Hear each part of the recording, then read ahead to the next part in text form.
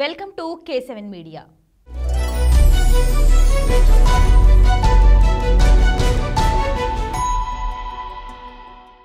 బహుభాషా నటుడు, నిర్మాత, విద్యా సంస్థల అధినేత మోహన్ బాబు తెలుగు సినిమా పరిశ్రమ ఎంట్రీ 50వ సంవత్సరానికి చేరింది. ఇప్పటి వరకు 502 చిత్రాలు చేసిన మోహన్ బాబు సినీ జీవిత వైభవం దశ దిశలా వ్యాపించేలా ఆయన సంతతి వేడుకలు నిర్వహించనున్నారు. ఆయన నట జీవితంలో ఎన్ని రకాల పాత్రలు పోషించారో అన్ని అనుభవాలు, అనుభూతులు ఆయన జీవితంలో చవిచూశారు. ఆయన జీవితం తెరిచిన పుస్తకం. ఆ పుస్తకావిష్కరణ కార్యక్రమం త్వరలో జరగనున్నది.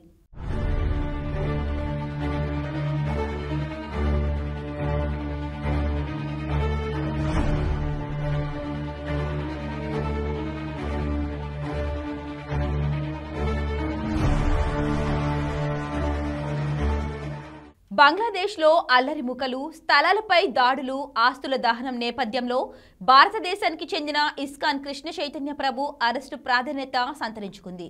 వాస్తవానికి ఇస్కాన్ బంగ్లాదేశ్కి చేసిన సేవలు గుర్తు చేసుకుంటే కడుపు చెరువవుతుంది. బంగ్లాదేశ్ ఆవిర్భవించినప్పుడు ఇస్కాన్ వ్యవస్థాపకులు శ్రీ ప్రభుపాద బంగ్లాదేశ్ కోసం పాదయాత్ర చేసి $2.5 మిలియన్ సేకరించి ఇచ్చారు. బంగ్లాదేశ్లో వరదలు వచ్చినప్పుడల్లా విధిగా ఆహారం, దుస్తులు ఇస్కాన్ అందచేసింది. కుల మతాలకు అతీతంగా కూలిన ఇళ్లను పునర్నిర్మించి ఇచ్చారు. అలా లబ్ధి పొందిన వారిలో ముస్లింలు కూడా ఉన్నారు. తాజా పరిణామం ప్రపంచవ్యాప్తంగా ఉన్న హిందువులనే కాదు, సేవా సంస్థలు అన్నింటినీ దిగ్భ్రాంతి పరిచింది. బంగ్లాలోని పరిస్థితిని మన విదేశాంగ మంత్రి మన ప్రధానికి వివరించారు.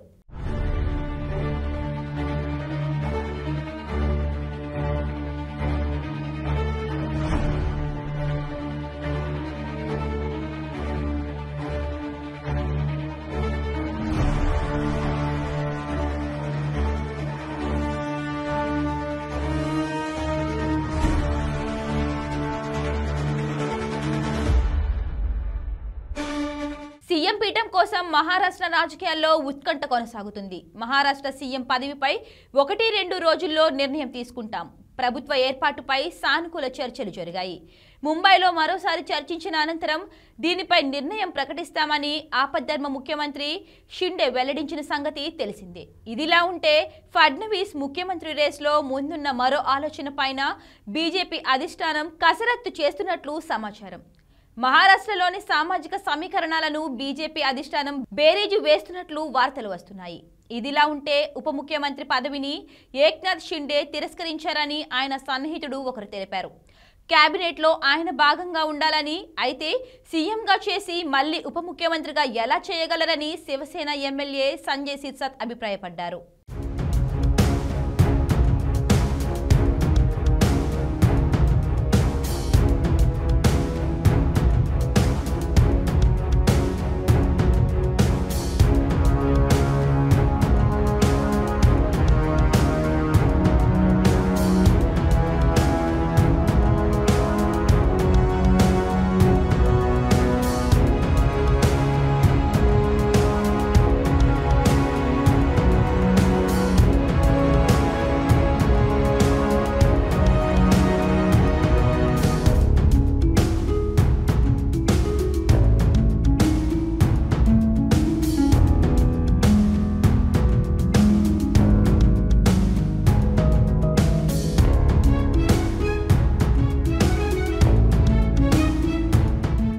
విజయవాడ కనకదుర్గ అమ్మవారికి కోట్లాది రూపాయలు అద్దె బకాయిల వసూలు తిప్పలు తప్పడం లేదు. వివరాల్లోకి వెళితే దుర్గా మల్లేశ్వర దేవస్థానానికి మొత్తం 24 షాపులు ఉండగా వీటిలో 21 షాపులు వ్యాపారాలకు కేటాయించారు.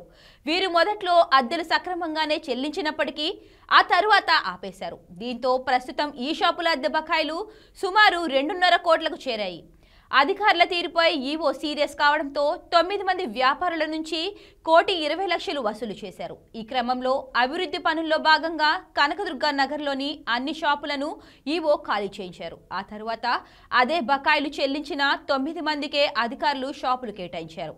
మిగిలిన వారు సుమారు ₹1,50,00,000 బకాయిలు చెల్లించాల్సి ఉంది.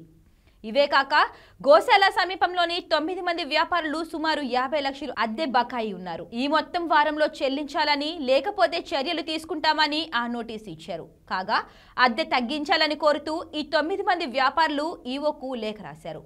అధికారులు మాత్రం అద్దెలు చెల్లించాల్సిందేనని తేల్చి చెబుతున్నారు.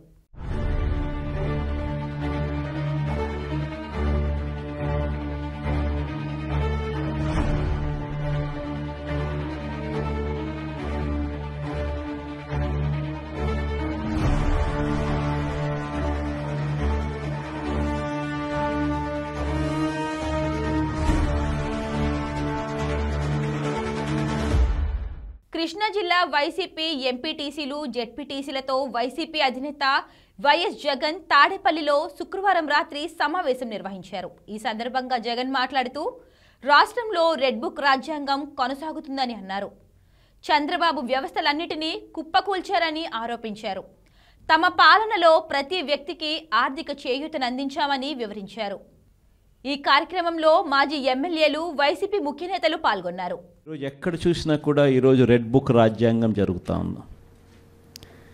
ఎక్కడ చూసినా కూడా ప్రజలకు మంచి చేశాం కాబట్టి ప్రజల దగ్గరికి వెళ్ళి మాకు ఓటు వేయండి అని అడిగే పరిస్థితి ఎక్కడా కూడా తెలుగుదేశం పార్టీకి లేదు. ఈరోజు ఎక్కడ చూసినా కూడా వ్యవస్థలన్నీ కూడా కుప్పకూలిపోయిన పరిస్థితులు కనిపిస్తూ ఉన్నాయి. మన ప్రభుత్వం చంద్రబాబు నాయుడు గారి ప్రభుత్వానికి మధ్య కంపారిజన్ ప్రతి ఇంట్లో కూడా వెంటనే ఇప్పటికే చర్చ మొదలైంది.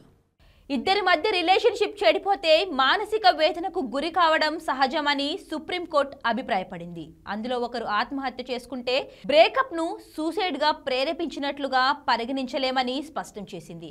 ఇద్దరు విడిపోవడం నేరం కాదని, అందుకు శిక్ష విధించలేమని తేల్చి చెప్పింది. ఇదే తరహాలో కమరుద్దీన్ అనే వ్యక్తికి కర్ణాటక హైకోర్టు విధించిన 5 ఏళ్ల శిక్షను రద్దు చేస్తూ తీర్పునిచ్చింది.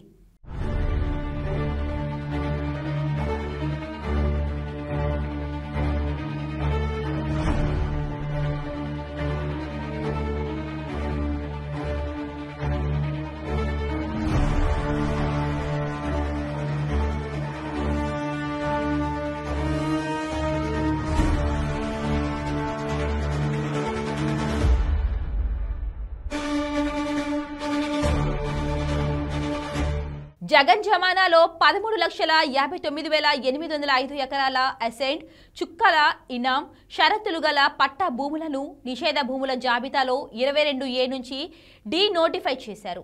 కూటమి ప్రభుత్వం ఆ భూముల రికార్డులను డిప్యూటీ కలెక్టర్ల బృందంతో పునః పరిశీలన చేయిస్తుంది. ఇప్పటి వరకు 13,48,254 ఎకరాల భూముల రికార్డుల పరిశీలన జరిగింది. ఇంకా 11,551 ఎకరాల రికార్డుల పరిశీలించాల్సి ఉంది. అసైన్డ్ భూముల చట్టం జీవో నెంబర్ 596 ఇనాం చట్టాలను ఉల్లంఘించి అక్రమంగా 22A జాబితా నుంచి నోటిఫై చేసిన భూమి 4,21,433.97 ఎకరాలుగా తేల్చారు. ఈ గణాంకాలను చూసి ముఖ్యమంత్రి నివ్వెరపోయినట్లు తెలిసింది. ఇన్ని లక్షల ఎకరాలను అక్రమంగా నోటిఫై చేశారా, ఎంత దారుణమని ఆయన విస్మయం వ్యక్తం చేసినట్లు సమాచారం.